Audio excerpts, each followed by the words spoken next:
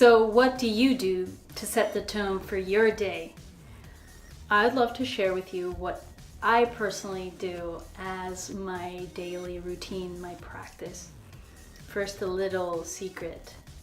For over 25 years, I've been saying to myself, today is the best day of the rest of my life.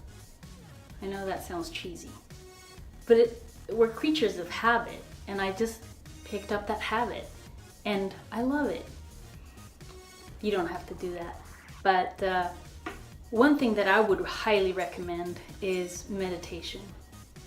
First thing in the morning, after I say that, I go to the bathroom and then come back and sit by my bed, and I meditate for 15 to half an hour. And I know that might sound intimidating, might sound boring, but believe me, there's people, high achievers in the world, that make this their daily habit, and there's some powerful reasons behind that.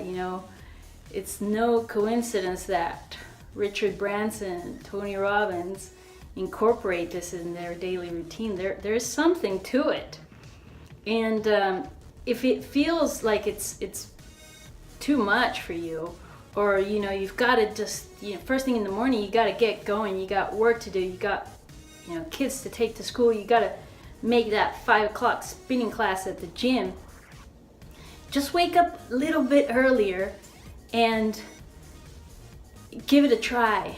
And it might take you more than a week to start seeing anything, or get into that habit of quieting the mind, because that is truly challenging.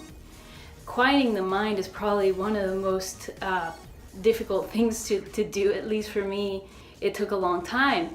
But in time with practice, what you want to do is focus your attention on something that will take away your thought, or you can just gently tell this helps me tell your thoughts, hey, I'll entertain you a little bit later.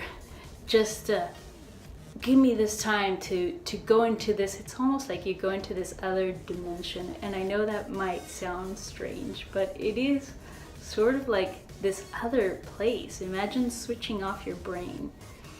So that's one thing that I would highly recommend incorporating into your daily practice. And how do you sustain that, though? Actually, one thing that I do once I'm in this meditative state is that I self-activate an emotion. And what I mean by that is that I remember what it feels like. There are two main words or feelings that I go to, and that is gratitude and compassion. So those two are really high frequency words.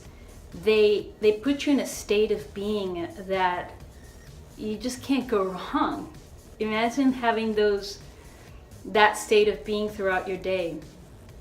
Compassion and gratitude takes you really far.